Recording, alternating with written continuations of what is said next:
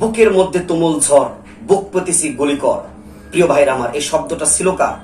আমরা জানি রংপুরের বীর মুজাহিদ শহীদ আবু সাইদের এই শব্দটা ছিল যে আমি বুক পেতেছি গুলি কর, আমার অধিকার আমাদেরকে দিচ্ছে না, মেধার মূল্যায়ন করছে না সরকার। প্রিয় ভাইরা আমার, আমি অজানা কিছু তথ্য আমি আপনাদের সামনে প্রকাশ করব। শহীদ আবু সাইদ, তার বাড়ি রংপুর। আপনারা জানেন শহীদ আবু সাইদ যেখানে শহীদ হয়েছে, যেখানে পুলিশের গুলিতে যেখানে নিহত হয়েছে, শহীদ হয়েছে, ওই চত্বরের নাম হয়েছে আবু সাইদ চত্বর। শহীদ আবু সাইদ যে ইউনিভার্সিটিতে, রোকেয়া ইউনিভার্সিটিতে পড়েছে, সেই ইউনিভার্সিটির কোমল শিশু ছাত্ররা তারা লিখে দিয়েছে যে শহীদ আবু সাইদ গেট। প্রিয় ভাইরা আমার, শহীদ আবু সাইদের সম্পর্কে যদি আমি আপনাদের কাছে যদি বলতে যাই, অসংখ্য কথাগুলো তার জীবন সাথে জড়িত রয়েছে। শহীদ আবু সাইদ এমন একজন স্টুডেন্ট, তার জীবন বৃত্তান্ত যদি অজানা তথ্যগুলো আপনাদেরকে জানায়, চোখের পানিগুলো বয়ে আসে ভাই। শহীদ আবু সাইদ তিনি ক্লাস 5 থেকে শুরু করে ইউনিভার্সিটি পর্যন্ত তার সর্বক্ষণ রোল ছিল 1 এবং তার রেজাল্ট 100 to 100 A+ এর উপরে গোল্ডেন প্লাস পেয়েছে।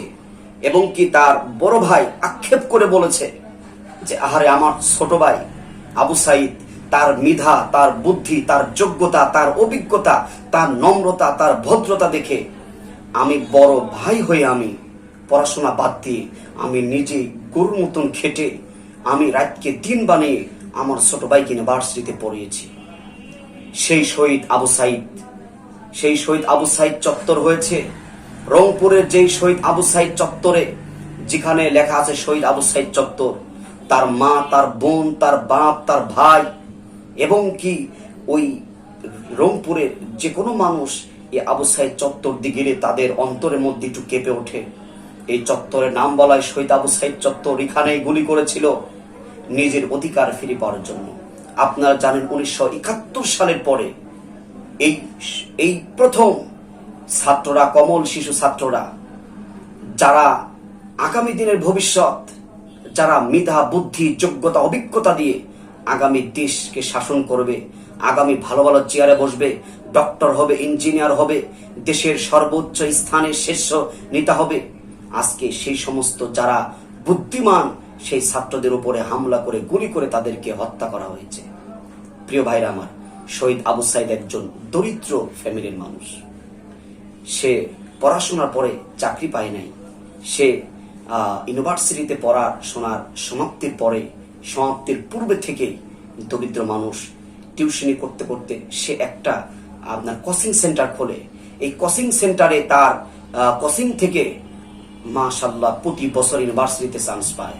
শহীদ আবু সাইদ তো একজন নম্র, ভদ্র, একজন বুদ্ধিমতী, একজন বিবেকবান এবং বাংলাদেশের শীর্ষ ছাত্রদের মধ্যে, ব্রিলিয়ান্টের মধ্যে সে একজন ছিল। তার বুকের আক্ষেপে, কষ্টতে বুক পেতে দিয়েছে যে গুলি কর।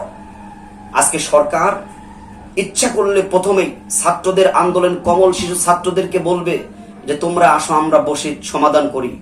যখন এই সরকার অনুমতি দিল, প্রশাসন গুলি চালালো পাখির মতো, ছাত্রদেরকে গুলি চালাচ্ছে, ছাত্রদেরকে হত্যা করছে, রক্তর উপরে গুলির সময় কি আর ছাত্ররা কি বৈঠকে বসবে ভাই? যাই হোক, আমরা এই ব্যাপারে আলোচনা করলে অনেক আলোচনা করা যায়। আমি আপনাদের কাছে এই কথা বলি, শহীদ আবু সাইদ সহ বাংলাদেশে যারা ছাত্র, কোমল শিশু ছাত্র, যারা মা বাপ ছেড়ে দিয়ে আজকে ঢাকা বিশ্ববিদ্যালয়, জগন্নাথ বিশ্ববিদ্যালয়, কুষ্টিয়া ইউনিভার্সিটিতে, রাজশাহী বিশ্ববিদ্যালয়, রংপুর বেগম রোকেয়া বিশ্ববিদ্যালয়, চট্টগ্রাম বিশ্ববিদ্যালয়, পাবনা প্রযুক্তি পাবলিক বিশ্ববিদ্যালয়, প্রতিটা সেক্টরে যারা ইউনিভার্সিটির ছাত্ররা যারা আহত হয়েছে, যারা নিহত হয়েছে, প্রত্যেকের জন্য আমরা দোয়া করি। যারা নিহত হয়েছে তারা শহীদ, তারা নিজের অধিকার পাওয়ার জন্য, যারা নিজের অধিকার এবং দেশ রক্ষার জন্য। আমি দেশ রক্ষার জন্য কেন বলছি? কারণ মেধার যে জায়গায় মূল্যায়ন করা হচ্ছে না, দেশের ভালো ব্যক্তি ভালো জায়গায় বসবে, এইটা যখন সরকার চাচ্ছে না, এইটা বাস্তবায়নের জন্য যে সমস্ত ছাত্ররা রক্ত দিয়েছে, রক্ত ঝরেছে, আমি তাদের জন্য দোয়া করছি আল্লাহ তাআলা যেন তাদের শহীদ হিসাবে কবুল করুক। আবার যারা বিভিন্ন হসপিটালে যারা আহত, বিভিন্ন আঘাতপ্রাপ্ত হয়ে আছে, আল্লাহ সবাইকে সুস্থ করুক। সারা বাংলার উপরে আল্লাহ খাস রহমত নাজিল করুক। আল্লাহুম্মা আমিন।